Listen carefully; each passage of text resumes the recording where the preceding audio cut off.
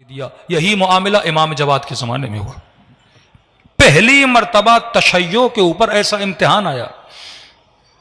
پہلے چلو یہ مسئلہ تھا امام کون ہے، کنفیوز تھے، پھر جاتے تھے، پوچھتے تھے، سوال کرتے تھے، اہل بیت ہر سوال کا جواب دیتے تھے، مطمئن ہو جاتے تھے کہ یہ امام ہے۔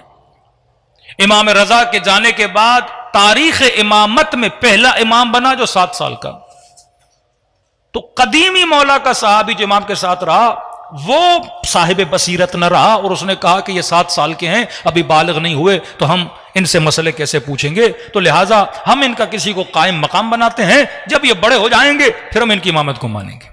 کہ تو وہیں پہ مولا کا دوسرا صحابی اٹھا، اس کو گلے سے پکڑا اور کہا کہ یہ سوچ کہاں سے لائے ہو؟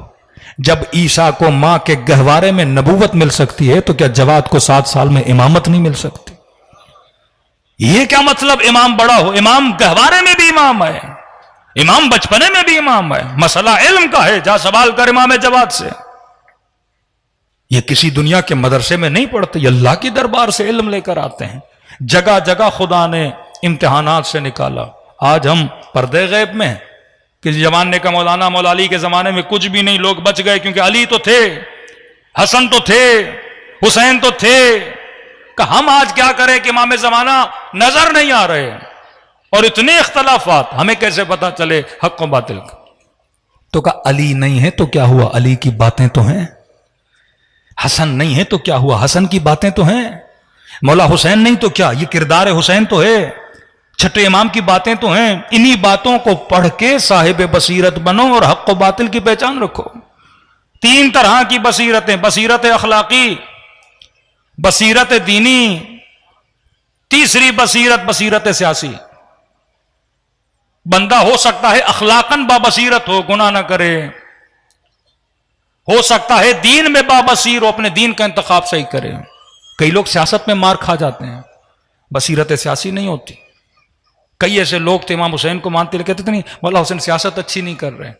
کئی لوگ امام حسین کی سیاست سے اختلاف، یا سیاست العباد، اے اللہ کے بندوں میں بہترین سیاست کرنے والے اہل بیت رسول۔ ان 3 پہ انشاءاللہ میں کل گفتگو کروں گا کہ ہمارے اندر بصیرت اخلاقی بھی ہونی چاہیے۔ مومن اخلاقاً بابصیرت ہو، اس میں امیر المومنین کے 4-5 فرامین۔ بصیرت دینی کہ جتنے دینی شبہات، کبھی اخباریت، کبھی اصولیین، کبھی غالیت، کبھی تقصیر، یہ جتنے ہمارے اندر ٹولے بنے ہیں کیونکہ ہمارے پاس بصیرت دینی نہیں ہے۔ تیسری بصیرت سیاسی، سیاسی بصیرت نہ ہونا۔ یہ جتنے سیاسی اعتبار سے ہم شیعہ ٹوٹ پھوٹ کا شکار ہے، جماعتیں، تنظیمیں، نظریات، کیونکہ سیاسی بصیرت نہیں ہے۔ انسان کو یہ نہیں پتا کہ میں نے سیاست کیسے کرنی ہے، انسجام، قوت، اتحاد، مرکزیت ہم نے کیسے پیدا کرنی ہے۔ یہ وہ بصیرت تھی جو امام خمینی کے پاس تھی۔ یہ بصیرت جن قوموں کے پاس ہے وہ قومیں کامیاب ہو جاتی ہیں۔ لبنانیوں کو دیکھیں، دوسروں کو دیکھیں، لیکن آج ہم کیونکہ ہمارے معاشرے میں بصیرت سے ہمیں یہ پتا ہے مسجد بنانی ہے، نماز پڑھنی ہے، مجلس میں آنا ہے، لیکن بصیرت سیاسی نہیں ہے۔ یہ تینوں بصیرتیں جب جمع ہو جاتی ہیں تب انسان ان صفات کو اپنے وجود میں ڈھال سکتا ہے جو صفات اصحاب کربلا میں موجود تھی۔ صلوات پڑھے محمد وعلی محمد۔